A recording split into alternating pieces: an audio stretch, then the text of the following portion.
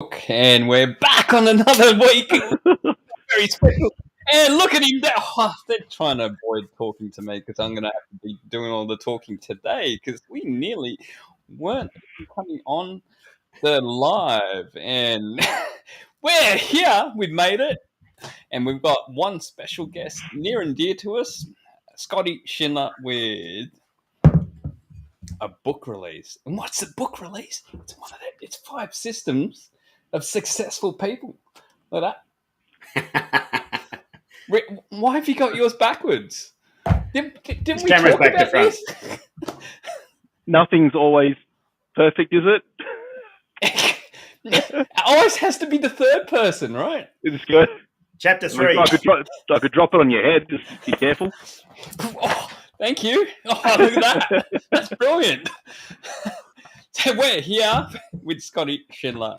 He is in the success of where it all began. Where it all began for us because we had this one meeting of minds and a meeting of everything else. And could you tell us more about what to expect in the 5 systems of successful people? Scotty? Success! Systems. Find your core success. Systems. No, anyway, I'm glad you asked. It's been 30 years in the making, like 4 years in preparation and 12 months of writing went into the book. And look, I'm super happy with it. The best bit is the people are reading it, coming back with feedback saying that they are trying to implement it in their business now and they're actually totally getting the system. So that's the best bit for me. I wrote it mainly as a legacy for my kids, but the fact business people are getting it as well is super, super, I guess, what do you call it? Gratifying, validation, motivational, rewarding. What are all those good words I can come up with, right? Yes, I'm super pleased that people are getting some value out of the book. And Andrew was going to jump in there, but yeah. So let me ask you, what's your favorite system? What's the favorite? Well, you system? know what? Come on, it has to be business. Well, that's what I was just looking at. Going, should I talk about it? I've got to talk about it. Business of thirds, right? Oh, absolutely. No! I knew this would. I named it after you, Andrew. Yeah, I know it's business of thirds, but it's something that keeps coming up between Sandra and myself as well. But I guess, Scotty, for everyone that doesn't really know it out there, can you give us a bit of business of thirds, what it means to you? Well, yeah, the business thirds is like your strike rate. We know, summer follows winter and winter follows summer, sunny days, rainy days, everything goes in cycles. So in business, how do you create your own cycle? So I created the business of thirds cycle. So, where there's a third of the time things are going to work, a third of times they aren't, which is expected, right? But the reality is with the business of thirds layer, whether you look at it horizontally or vertically, is that all our opportunities are actually in the middle third layer. That's where all the success actually comes from, is the middle third, preparing for the things that can go either way. And that's what successful people do. They don't tap into the false positives and think, oh, this is huge, or the negatives on the bottom because they're failing a few times or a few things aren't working out. They're working out how to maximize on the business opportunities in the middle third. So not the easy come, not the easy go, but the business in the middle. And that's the nutshell, I guess, for the business of thirds.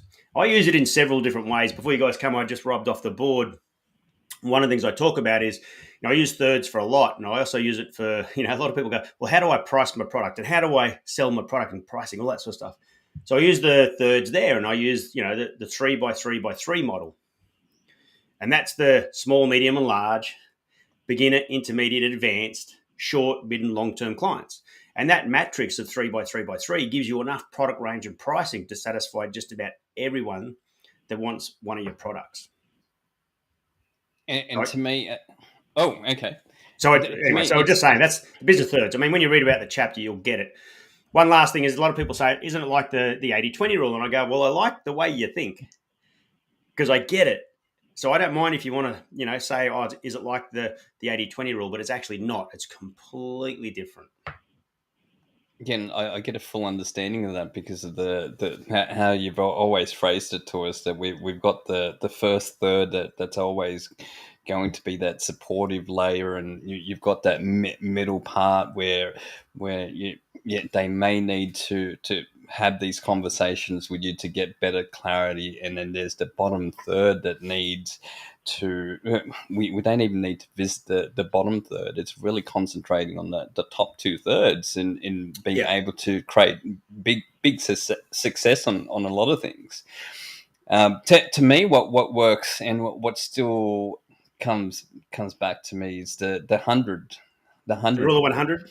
The rule 100 is great because of if you're ever trying to make a decision on many different things, the rule of 100 really gets you in that, is this something I can do in that 100 seconds? And if it's not 100 seconds, does that mean it's the 100 minutes, or is that going to be the 100 hours and so forth? And it's just something that okay, that's going to take a bit of time. So I'm not. It's not something simple that can fit into my schedule at the moment. But could you give the viewers a little bit of how or what your own perception is? Oh. We've lost Scotty there for a second, and he's back. Oh, look at that! Hello. So, yes. Hamlet. No, we lost him again. We've lost him. Frozen, Scotty. Oh, geez, what's going on? We keep swapping today. Sit back, relax. Not sure. Nice to fill this one in. It's a juggle. I was just thinking the other day, done pretty well to like have lives, and then everyone has stayed on the call at the one time without it dropping out, especially doing a live. I'm all right. Do we just leave his photo up and we just talk about him? We'll just talk about him, and he can read it. Oh, the swell must be up. Oh, look at that! It's the network connection has dropped there. We're having technical difficulties, so on we go with the show, Mr. Third. Oh, we're back again. This feels like it's a juggling act at the moment, and Scotty, I think I'm back. Yeah, you're back. You are back. It dropped for a second there. Welcome to the live. Let's start again. So where were we? The rule of 100. Rule 100, yes. Rule of 100. 100. The first 100 seconds, the first 100 minutes, the first 100 hours, the first 100 days, the first 100 weeks, and the first 100 months. You know, when you ask most people what checkpoints they use in their business, they go, I don't really have any. Well, now you do. You've got some checkpoints, that fast start or that countdown. What are the checkpoints you have in your business for client retention, for product development? What are they? Well, most people don't have those checkpoints. So the rule of 100 gives successful people their checkpoints. And they all have them. They might say it's slightly different. But the rule of 100 is the checkpoints that you could use to get that fast start, countdown, and actually manage all that process. And actually, have a predictable future. And that's always something that I've learned from you, and I thought, 100, hang on, is this something I can do right now, and is this something I can quickly complete, and if it's not, it's something I quickly put on the back burner, and something that it's really that agile way of thinking these days that we need to be moving very quickly, and it's helped along the way, and it's something that's stuck by what you've taught us. And I think we've lost him again. It's going to be one of these lives where we're going to be juggling. Jump back in the surf. He knew it was coming. He knew where it was. So, Andrew, what else have you found that's helped you along the way? Well, yeah, it all comes down to systems. I mean, you talk about the 5 systems, but it's actually all one big system in here as well. So I guess, and it will even happen today. I was talking to Sandro, and some of the systems we were using. I'm like, it's some of it. It's quite it's manual, and how do we automate those? But as we go, and then I realised today we've got to work on our system better, because actually it was today I'm like, oh, I didn't actually send you a calendar invite, Scotty. We set everything up, didn't send you a calendar invite. But how does it all? I don't know if you're staring at me. He's just frozen, staring at me blankly.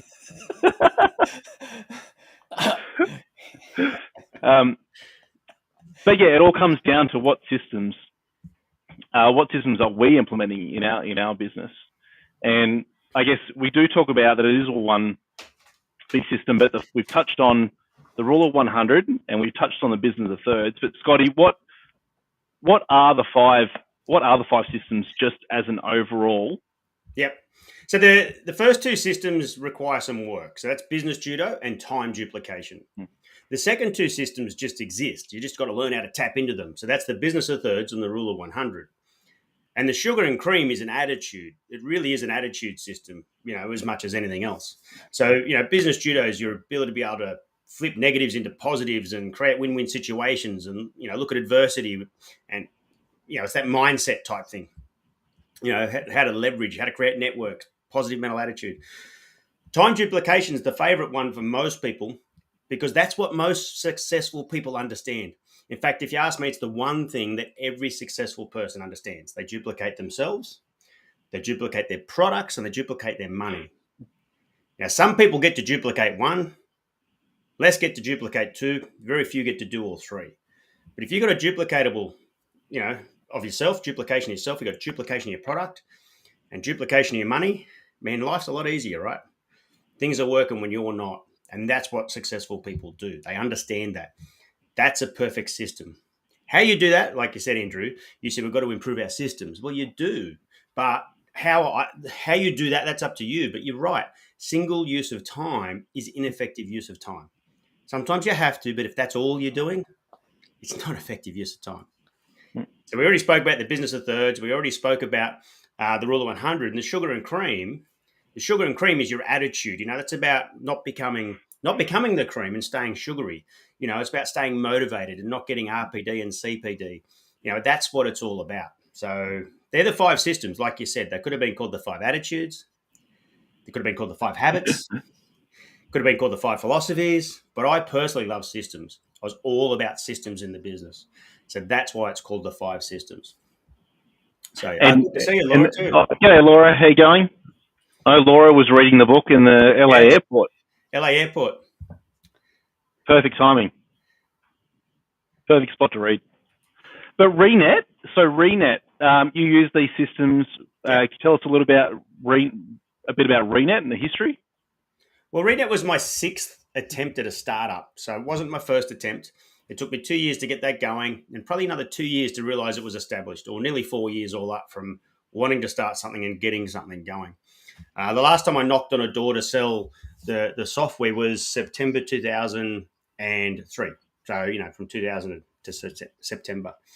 So basically by then I'd figured I had an established company, the marketing, and people were ringing me. I wasn't ringing them anymore, and the leads were coming in, and I really had a company. I had a team of people too, and everything was kicking in. But ReNet followed the same philosophy. So everything I had as a philosophy went into the product. So how do I help agents duplicate their time? Well, how do I get it so that way, if they put 2 minutes in, they get 100 minutes back for free. So that's the time duplication. That had to work for clients as well, right?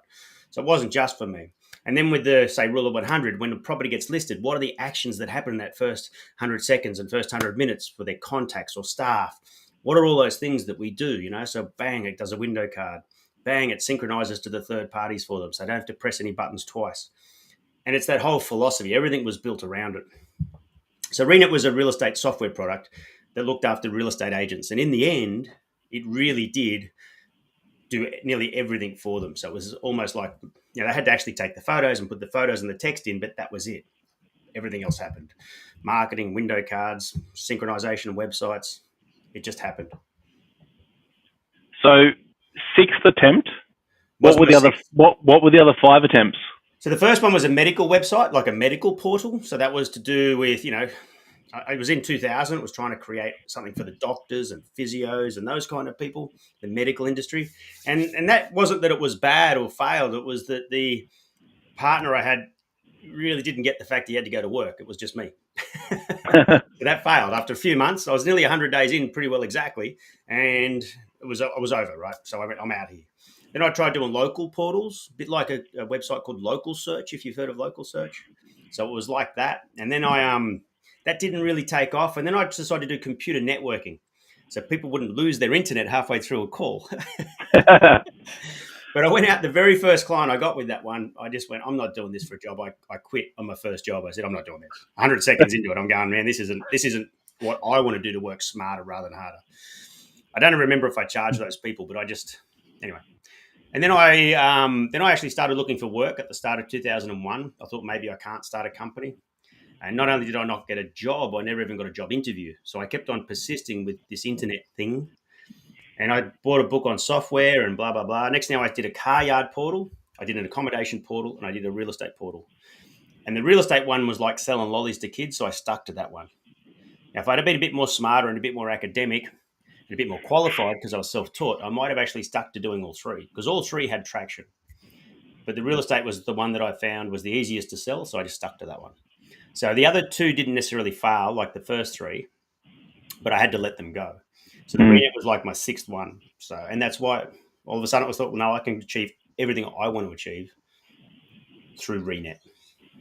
If you think about it, that's like business of thirds there. Possibly, yeah.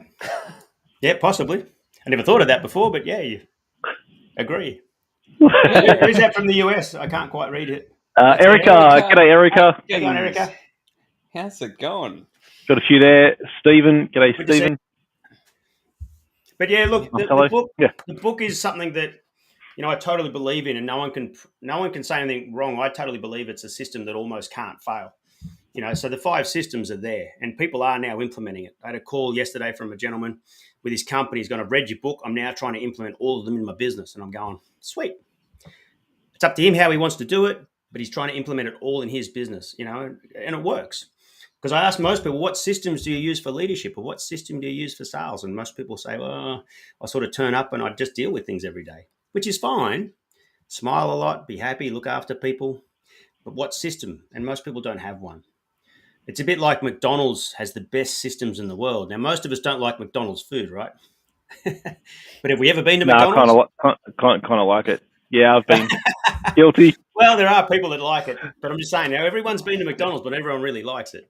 So, that's the point. They have the best systems in the world, the way they teach their staff, the way they serve customers, the way they deliver food. Everything for them is about systems. It's not because they've got the best food in the world, it's because they've got the best systems in the world. Not only do they start that whole process, they beat everyone to the mark. They've also become the best at it. Oh, there we go. Got an interview. Another interview. Yeah, absolutely. There we go. But so it's been great to watch you guys grow, and you guys are doing the Core Success Network now, which is awesome. Collaboration, opportunities, relationships, events, and creating that environment for people like this. And this is that business judo. This is chapter 1, right? Business judo. How do you leverage? How do you collaborate? How do you create a network? And you guys are doing it, right? That's what it's all about. That's what business is. That's how you work smarter. I was about to ask you about business judo. It's like you've read my mind then, with just being able to leverage not only your time, but being able to work with many different people and get them to work with you. Because then once you're working with people, everything else becomes a lot easier, right? So that's where business judo. Can you explain more about business judo and just a little bit more about how we can leverage everything? Yeah, look. Business judo, the biggest thing with business judo is it starts with attitude, which is positive mental attitude. And most people say to me, how do you overcome adversity, or what was the hardest times you had, and all those sorts of things. And it was business judo. And that's your ability to be able to get a situation and not just turn it into a advantage, okay, or a positive, but to actually turn it into a complete advantage, to completely flip the narrative around. So it's not a negative anymore. I'm either letting it go or I'm turning this into an advantage, but better still, a positive. I'm better still turning it into an advantage. And that's what is the number one, I guess, definition of business judo. And you do that by thinking, well, how do I create a network out of this? How do I leverage off this? How do I create a win-win-win situation? In fact, I was asked a lot, the people reading the book, what's win-win-win really mean? Well, win-win-win is the same as win-win from Stephen Covey. It's no different. It's just that extra 1%. It's that extra attention to detail to make sure everybody's winning. Does it make sense? It's just that. It's just that extra attention to detail. 1% more, have I considered everybody? And if you have, well, then there's more chance of it succeeding. There's more chance of success if everybody's going to win. And it's that attention to detail that, like I said, that 1%. It's just that extra layer. So, it's no good having a business where you and I win, but the consumer doesn't. So business to business is good, but don't worry about the consumers. It doesn't work, right? It's got to be a win at all layers. I like and what it continues on too. I like what was there. I'm seeing in the chat. System works always, just takes time to build it correctly. 100%. And systems are also fluid. Your system's your system. And, I also made mine live and fluid. So time duplication, for example, in the office was, when it was right time to teach staff to not have to copy paste emails, but to come up with a system for that was, when it was the right time to do it. So it was my philosophy. I trained it onto the staff. So it was their philosophy. And it does definitely take time, 100%. You don't just wake up one day and go, all right, time duplication, I'm done. No, it takes time. It takes years and years of practice. These systems don't happen overnight, but they happen here first. And as you implement more, and in the book, I give the example over 10 years, what systems can do to your business. Massive. And it's really that overall win, and it's not just when you win again, and you keep winning with the same people, and it's something that just keeps moving afterwards.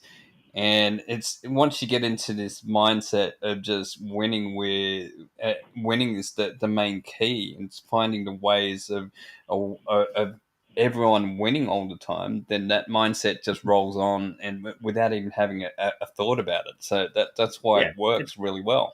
It becomes part of your DNA to think like that. Is everybody winning? Is everybody going to be okay? It just becomes part of your DNA. It's like, what's the difference between the ordinary people and the really successful people? We all have problems. We all have things that don't go right. But the really successful people have this way in there. They've put it into their DNA, and the way they think is I'm gonna look at this situation. I'm gonna either just let it go because it's not a problem. They're going to triage it, or they're going to go, nah, there's an opportunity in here. There's an opportunity to turn this disadvantage of this problem into an advantage. But better still, flip the whole thing around completely. So there's something there for next year, long term, whatever that is. And that's the difference between successful people and the people who aren't. They don't dwell on it. They just go, okay, well, how do I flip this? How do I flip the narrative into a positive? And that's business judo. Totally business judo. And that's what separates the successful. Well, you talked before about environment too. And that's why we've made a trek up to Success Hubs, because there's such a great environment there where you can be supportive and you can show people these systems, but also be there to support one another and have that positive mental attitude running right through that space. Well, that's the Success Hub in Sawtell is a perfect example of itself.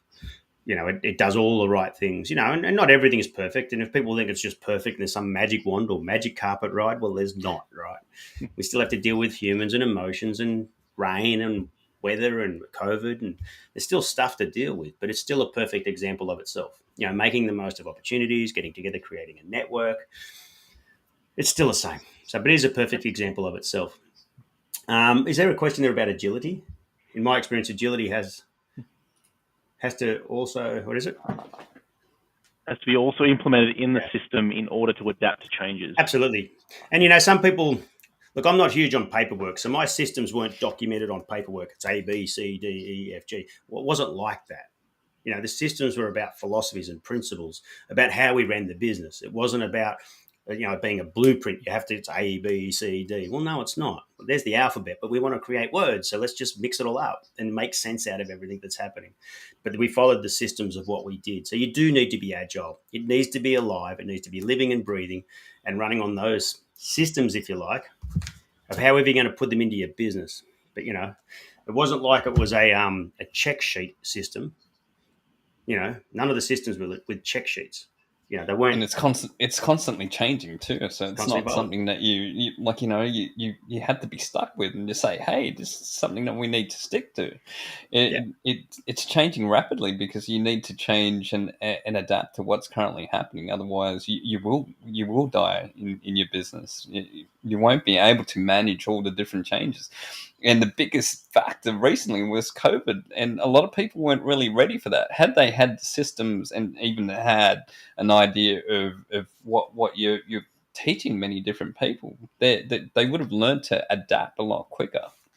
Yeah, and that's that DNA once again about being agile, which is a perfect use of the words. Being.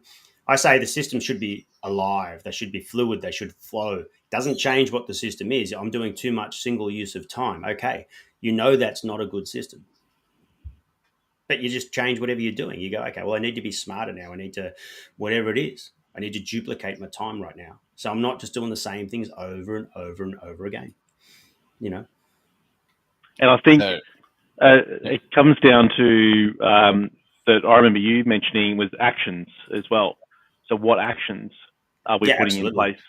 Not always are systems, the system that we implement in our computer that does help, but also we're part of the system. What actions are we doing? And that's where you go through all the, habits, attitudes, philosophies. Is that what's the system in our actions? Absolutely. It's all about actions. It's like, with goals, you write it down, you plan it, you tell people, you involve people, you take action. The reality is you achieve goals in reverse order. You take action. You know what I mean? You actually achieve it in reverse. It doesn't matter if you never wrote it down ever. If you're taking the action, you're still going to achieve your goals. Yeah. But in theory, the right process is you write it down, you plan it, you tell people, you involve people, and you take action. But like I said, if you take action, you involve people, tell people, plan it out, and write it down, you'll achieve way more goals. It's always about action. It's not about your technical knowledge or your technical skills. That's great. You can be academic or whatever. It's all about your ability to actually go, I'm going to do this. What does it take? That's the difference. Action, action, action. But if you can combine it all together, you just got way more chance of succeeding and achieving your goals. All right. Well, I think it hasn't even given me the 20 minute the wrap up. The wrap up. Well, it was it was flowing, and we've got some. Can I just answer one more question there? Yeah. Yes. It's the where or how do you emphasize? That's a good question. That is a perfect question. Number one in system 1357 is people. People first. It's people over everything. You, them. It's people over everything. So where do you prioritize them in systems? Well, it starts that. So this is the 5 in system 1357. I'm not sure if you can see that, but yeah, 1357. This is the 5. I haven't written a book on the 1 yet, but at the end of the day, putting people first. It's people over everything. System 1357. Same story. I ask people what system they have in their business for either leadership, sales, or business. It starts with people first. How do you do that? And what do you do, whether it's sales, leadership, or business? So it's a great question. These systems here, you don't necessarily tell you how to do that because that's in book 1. Book 1 is going to actually talk more about people, but it starts with people at all times. And once again, how you do that, how you do time duplication, how you use the rule of 100, it's always involving people. Doesn't matter who you are or what you do. Without people in your business, whether it's staff or customers, there's no business. So it's always the systems evolve around people. You first, because you're the one that's going to implement the systems and get the success out of it. And then the people around you will also get the success out of it too. So good question. Really good question. And we still keep going back to 1357, by the way. So we're constantly drawing all these triangles everywhere.